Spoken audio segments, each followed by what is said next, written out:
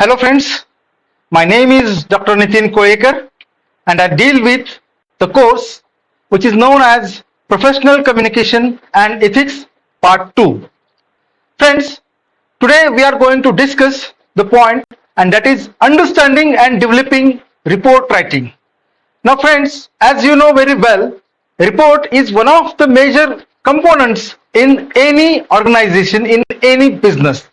So today we'll see or we'll discuss how we have certain points of reports that we have to understand and how to develop proper report. So reporting skills that will be discussed today. So friends, let us start.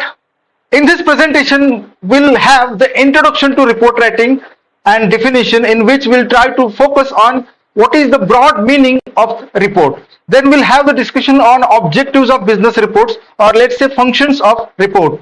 Then we have the discussion on what kind of language and what kind of style to be used while writing the report. Then we'll see the types of reports, in which majorly we have two types: informational and interpretative, or which can be known as analytical or evaluative report. Then we'll see what are the elements and the formats of the report, okay, and how to draft it, what kind of planning is needed for the same. Okay, so let me start today's session. So friends, as you know that report, it means the word consists two words, re plus porter. Re means again and to porter means to carry out. So whatever events has been conducted, has been taken place earlier, those events we have to record in a particular format in an official manner, and that document will be known as report. So it is routine professional activity. If we want to run any business, if we want to run any organization, reports helps us lot, because various sections or subsections maybe will be there in the organization. So what is going on in each and every subsection, that will be the problematic, that to watch, to keep watch and to take the control on all those things. So to that, it should be simple for management, for the authority, that to control all those systems. Hence reports help them very much effectively, because with the help of report, management authority will come to know what is going on actually in various sections, or what kind of works are going on, how they are managed, how they have done well, what are the loopholes, what are the positive things. All those things will be come to know to the management with the help of those reports. So hence it is a routine professional activity that if you want to run business, we have to follow the same. Sometimes certain issues or problems can be there in the organization. So how to interpret those problems, to carry out those problems, to solve the problems, to find out the solutions of those problems, and to convey the same to the higher authority, so that higher authority will be able to conduct the decision, to discuss the same, and they will conduct the decision, they will take the decision accordingly.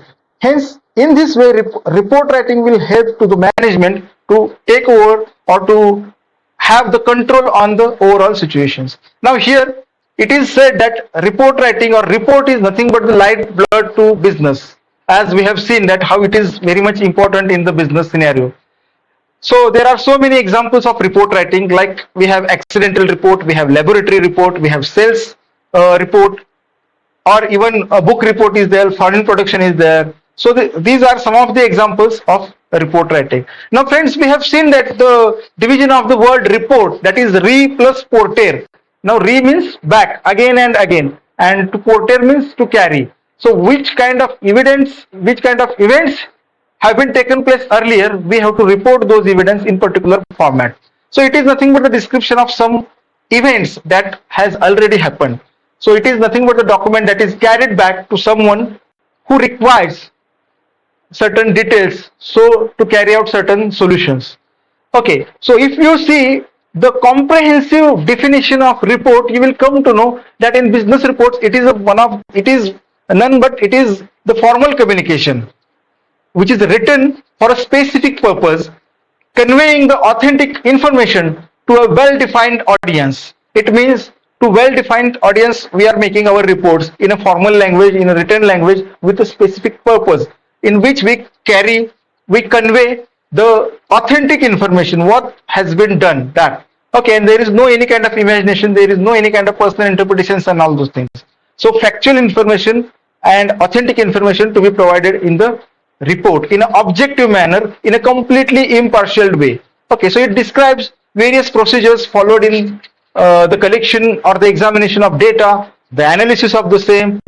At the end, it also derives conclusion. Okay, and it may has that certain recommendations or preventive measurements at the end as per the requirement. So friends, here are the objectives of report, or we may say functions of report. That we have discussed that how it is one of the decision making tools. So management can carry certain decisions by studying, by analyzing certain reports. It is also investigation. It means certain investigational reports are there where we can investigate what are the root causes of that particular event, where those causes will be found out, and after all the remedial actions or preventive measurements will be suggested in the report.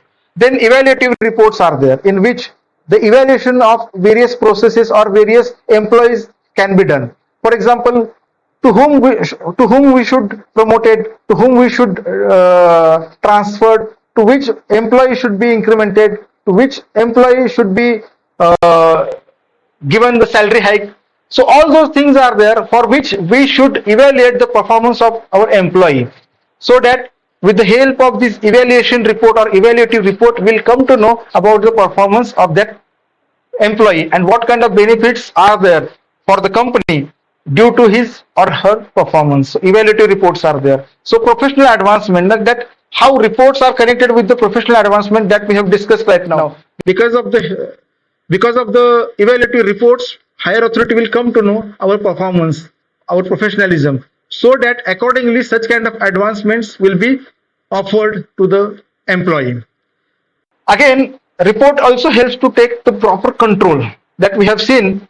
Okay, so how management is able to take the proper control with the help of reports, because by reading those reports, by studying those reports, management authorities will come to know what is going on in that particular section. Hence, it is also known as one of the important managerial tools. Okay, reports always facilitates the flow of information. Okay, and it also serves as a record of fact, because time to time, or after maybe after few years, after few days, after few months, the same situation can be arised. So if such situations will be arised in the future, what should be done? So here we'll have the reference. If we have the reference of reports of the previous events, previous processes, then it will helpful for us to take the decisions, to take the proper actions. So in that way, it serves the record of facts. It also creates the awareness among the stakeholders. Now you are aware about the bank reports, the annual reports are there. So in any organization, you will find periodical reports, annual reports, 6-monthly reports or quarterly reports, that what kind of development has been taken place during that particular period, that will be mentioned in that report, and it creates the awareness among the stakeholders about their organization, about their business. Okay, and report also helps us to encounter and the advanced or the complex situations. Okay, the next part which I want to discuss, that is language and style, that what kind of language to be used, what should be the style of the report. My dear friends, here are certain points regarding the same. Let's discuss one by one. So the first is that we have to follow the proper work order in report writing. So in each and every types of reports, we have particular format. As per the format, we have to follow particular sequence or particular order that should be followed, and that should not be evaluated. Or then we have to use acronyms or abbreviations very carefully, because sometimes we have certain informal habits, like we do whenever we have to type the message on WhatsApp, on chat box. What generally we do, we use certain short forms of various words while writing or while typing the message. But here, as this is the formal communication and written communication that we have to submit to our higher authority, so while drafting report, we should not do such kind of things. So whatever abbreviations or acronyms we are going to use, that should be used as per the proper way, as per the proper norms. The next point that I want to convey is that we have to avoid cliches. Now friends, what is cliche? So cliche is nothing but the repetition of certain points. For example, if I want to signify a particular point, what happens unconsciously? I will have the stress on the same point, and again I will discuss the same point to signify the same as it was, or as the point is very much important. Though it is important, there is no need to stress on the same or to say the same point again and again. Okay, so that is cliche that we have to avoid, as it is the written communication, hence we have to take care about the same. We have to also avoid circumlocutions. It means to be pointed and be straight. What we want to tell, what we want to ask, what we want to point out, straight in a direct way we have to point it should be pointed out, and there should not be the encircling the same and same again and again. Okay. Then we have to maintain the unity in paragraphs. It means if we are using various paragraphs, so there should be the coherence, there should be the all these paragraphs should be logically connected with each other. What we are going to tell in the first paragraph, what we are going to tell in the second, what we are going to tell in third. So all those paragraphs should be well connected with each other, and logical flow, logical development should be there in the ideas which are going to reflect in those paragraphs.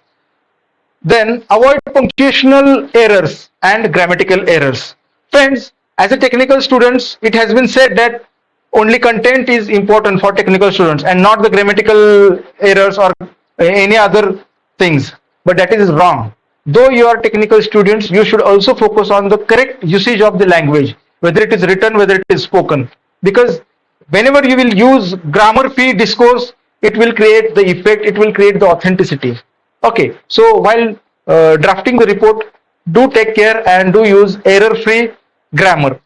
Also, while speaking or while presenting the report in oral form, you have to follow proper punctuational things. For example, whatever you are speaking, whatever you are reading, or whatever you are writing, if proper punctuation marks will be used in the same, then it will create the effect. So the punctuation marks to be used in a very carefully or in a very correct way. Okay. Now, in report writing, we have to also include only relevant information.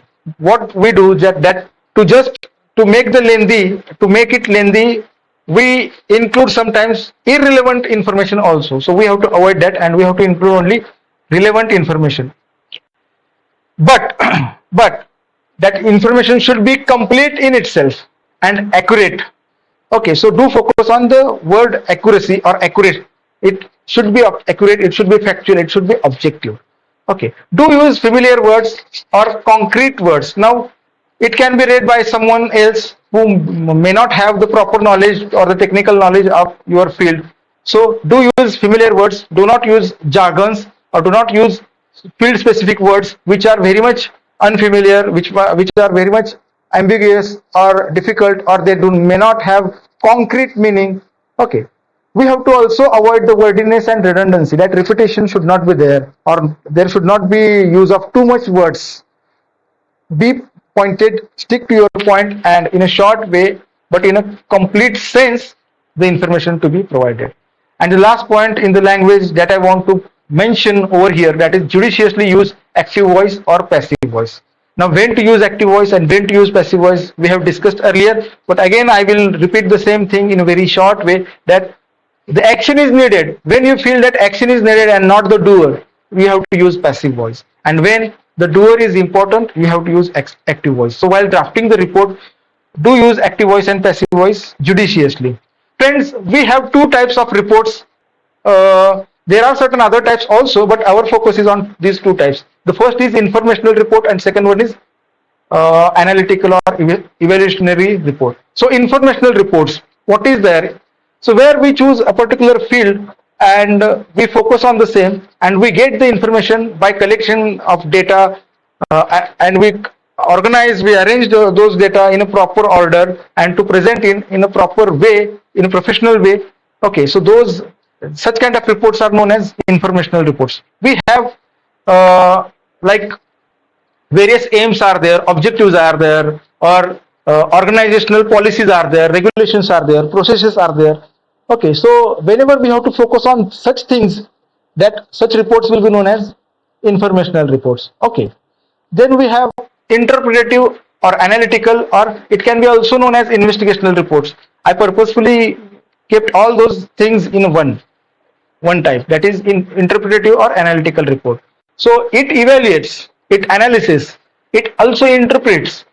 Okay, now it also offers some conclusions. So whenever a problem is there, we have to follow this method, because for that we have to collect the data, collect the problems, but along with that we have to also analyze the same, and we have to get the details that what are the root causes of the same. If it is positive thing, then how we can develop, how we can maintain the same thing in future. If it is negative thing, then how we can prevent it in the coming future. So for that, what kind of preventive measurements to be given, to be recommended, that should be given in the conclusion at the end of the report. Okay, so to make progress, to solve problems, to standardize the practices, to setting up new business units, to influence the action, or if we want that management should take a proper action on this XYZ issues, so we have to prepare the report on the same along with certain recommendations and to be sent to the management, so that management can have the discussion on the same and they will be able to take the proper action. So this is also one of the types of the reports, or one of the important types of the reports. Okay, the only difference between informative and interpretative report is that maybe in informational report there will not be any suggestion, recommendations or preventive measurements, but in interpretative report or investigational report there will be always the you will have the scope for the same. Okay, here is one of the important format, that is memorandum report and letter report. So we can form the report in the form of memo also. Memo is the short form of used for memorandum. So there are three subtypes of memo. One is official warning, that if you are neglecting your duties, so for that negligence of duty you will be given the written warning, and that will be known as official warning, which is also one of the types of the memo. But another one is there, that congratulatory memo, that if you have done any remarkable work, you will get you will be congratulated by your management, by your higher authorities. Okay, and the third type, that is documentary memo, that to give instructions, norms, policies. This is documentary memo. So these types of memos are there. It is also known as memo report. Now we have certain other type, that is letter report. So whenever we have to transact in our business in internal communication, so we use letters. So business letters are well known, for which we can use all those reports. Friends, now let's have a focus on structure of formal reports, that what should be the elements, what should be the structure in a formal reports. So here, for your understanding purpose, I have made these three categories or three parts, let's say. So certain documents are there, certain formats are there, which come at the beginning of the report. So those things are known as front matter. I have titled it as a front matter. Then certain documents are there which comes at the middle part, so it is known as middle body or main body. And some documents, some formats are there which come at the end, so those are known as back matters. So you can see that the cover of your report, title page, preface, acknowledgement, table of contents, list of illustrations, abstract or executive summary, all those things will come at the very beginning of the report. Okay, then we'll have the objectives of the report, or overview of subject matter, or the introduction, or the main chapters, or so your sections, subsections, methods of analysis, major findings, conclusions, recommendations, suggestions. All those things will come at the middle part, which can be known as main discussion, major discussion. Okay, or main body. And at the end you will have any appendices or list of references, bibliography, glossary, index, or certain other notes. Okay, so friends, let's discuss one by one. So the very first is cover page, where you will have the title of the report. You can see that I have also given one image, given one example of cover page in the presentation. You can see, which will have the title of the report, name of report writer, his organization, and date. Okay, you should not cover much information on this page. Also, proper spacing and alignment to be used, to be given. Okay. Then we have then we have the title page, which is the very first right hand page of the report. Okay, certain additional information should be given on the title page. There is a very short difference between cover page and title page. Only is that if there is a subtitle that can be mentioned on the title page, certain additional information to be presented. The name and designation of the authority, approval is there, that if you have submitted that report and before the submission if any approval is needed, so who has approved that report, that the authority who has approved that report, his name or designation should be mentioned over here. Here is the example of title page. Here you can see that a report on fatal road accident, so the subtitle has been mentioned over here. Okay, and approved by Abhishek Sahil. So who has approved the authority, the reference of that authority has been given over here. Now acknowledgement. Friends, to carry out our work, to carry out our report, various authorities, various people help us. It can be technical help, it can be real help, it can be emotional help. For example, we have our supervisor or our guide, so who helped us at emotional level, who counsel us, who provides psychological support, who provides motivation. So that is emotional kind of help. But if we need any technical help, for example, if we want to run any software, but we do not have mastery in that, so what we can do, we can have the help of a technical person or technical expert. So that will be known as technical help. Suppose we want to conduct the interviews or we want to conduct the data, for which certain people are there who help us. So that will be known as real help. For example, if you visited any offices and you want certain data, so those officials or the officers will help you or will provide you the data. So that is real help, which we have to mention. So whenever we have to mention our gratitude, also mention the reason behind it. So what kind of help has been offered, and then only you have to offer your gratitude. Okay, so only the list of the names should not be provided, should not be mentioned. Okay, it should be mentioned that what kind of help has been done and for which you are feeling or expressing your gratitude. Friends, the next point is table of contents. Now in long and formal reports, there may such kind of or various sections can be used, subsections can be used, various chapters can be used. So if it is lengthy, then it is always better to show or to prepare the table of contents, where you have to use serial numbers, the points or the major contents, title of major content and its page number. So it will help the reader to find the location of the particular point. And for the same, you have to use decimal numbering system. Okay, here you have to also use the list of illustrations. Now what is illustration? Friends, to carry out or to prepare certain reports, we may use certain images, photographs or graphs, maps, charts or tables, figures, diagrams. So all those things are known as illustrations. So if you are using 12 illustrations or more than that, you have to mention, you have to prepare the list of illustrations and it should be used in your report as a list of illustration. Okay, so here also you should mention the page number of the same. Now the next point, that is the abstract.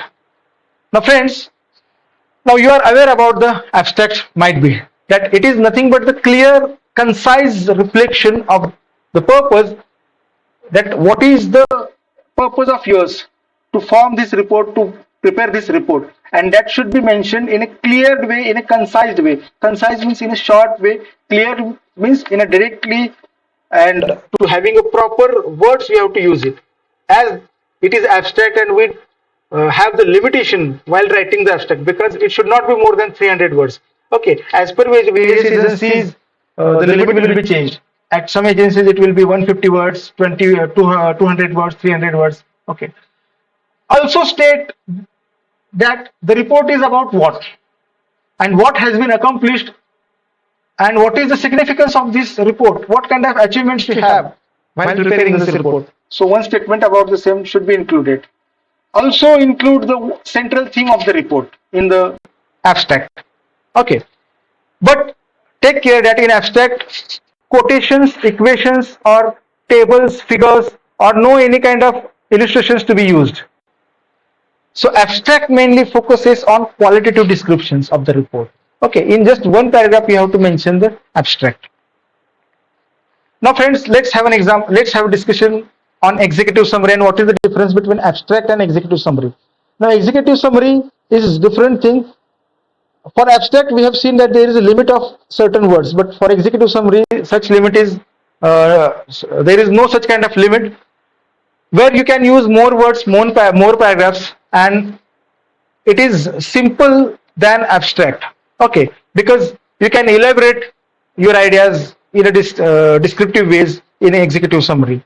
Okay, so reader who do not have, who are from other fields, they can read this executive summary, but while reading the abstract they will they may not understood the same, but when they will go to the executive summary there are chances that they will understand something, because executive summary is more general than abstract. It also presents the entire report in a nutshell, in a abridged version. Okay, so conclusions, illustration, maybe few illustrations can be used in the executive summary. So whenever you will prepare the report, do prefer to the executive summary, and whenever you will go to the research paper, do prefer to the abstract. So then we have to focus on introduction. So friends, here the middle part of the report is started, because up to abstract you have to incorporate it in beginning, at the beginning of the report. Now introduction and major chapters, these are things which will come under the main part. So introduction, it is the good starting point for one who is not familiar with the subject. Okay, so here in the introduction you have to state the subject and the purpose of the report, that what is purpose, why you have chosen that topic, and what kind of work you are going to do, whether it is informational, to provide the information, or to investigate something, or to have the survey. Okay, also provide the background of this report. It may be historical, it may be social, it may be technical, it may be corporate oriented. Okay, so what is your background, that should be mentioned, so that reader will able to understand it very positively. Then we have to describe the basic procedure and the methods, what methodologies we have used to collect the data, to analyze the things, and what kind of other resources or sources we have used, that should be mentioned in the report. And what is the value, what is the importance of the report, that also you have to mention in the introduction. Then the actual discussion, that is your chapters, main chapters or the main parts, where you have to actually discuss or describe the processes or your research or your report. Okay, so the data in organized form to be mentioned in chapters and its analysis. But while doing the same, you can use illustrations in a proper way for the discussion purposes. Okay, and it is also known as the main body of the report. So maybe several chapters are there. Then we have conclusion or findings. Always keep in your mind that the last chapter should be of conclusion or the finding. So it is nothing but the finding or the results of your investigation. So it also arrives from the discussion. Hence, a proper discussion should be there. Okay, among the various into various chapters, and then at the end conclusion should be given. So directly do not go to the conclusion. Okay, before that, what is the actual discussion, it should be taken place, and what kind of work done through the report, that should be mentioned in the conclusion. Then friends, certain recommendations or suggestions are there. Now we have seen that in interpretative report or in evaluative report only, we have to provide certain recommendations or suggestions. So what kind of action is required to be taken by the higher authority based on the findings of the conclusion? For the same, recommendations are there. Okay, so through recommendations we have to provide solutions or certain ideas, okay, which we have to recommend. Now while doing the same, I have given certain points, that what is to be done, why it is to be done, how to be done, where it should be done, and when it should be done likewise. So while having the recommendations, you should mention these things. Now references, friends, at the end we have to also mention certain references. What happens that while drafting the report, we refer various documents, we refer various resources. Suppose we need to copy the statement, the equation, or any data from any resource as it is, and we have to mention it in our report as it is, then we have to provide, we have to use it, we have to mention the same in the list of reference, where we have to provide the credit to that original author. So here on the screen you can see the example. For example, the statement has been written over here. Thus we see that language in all its forms and manifestations constitute the field of language. Now this is the statement which I have used in my report, suppose if I have done the same, then in the list of reference I should mention that the title, the name of the author, then the title of the book, title of the reference, its edition, its publication, its year, and what is the actual page. That should be mentioned over here in the list of reference. Now, bibliography and list of reference, there is great difference among these. So, what is bibliography? Various times we follow various books, we read those books, those documents, and we try to understand our points. Okay, but in report or in research paper, we do not use those matters as it is, those quotations as it is, those sentences as it is, but we take the reference of the same for understanding, so that all these resources will be included in the bibliography. So there is no reference of any particular page number which should to be mentioned. Okay, and in alphabetical order we have to mention the bibliography. Then we have web resources. For example, nowadays what happened that students may use various resources or online resources, so for which we have to copy the web link of that resource and we have to put in the web resources. Along with that, when you have retrieved same or when you have taken the reference of the same, that date should be mentioned. So here on the screen you can see the example which is given for web resource. So friends, now I hope you have understood this. So thank you for attending the same. Thank you.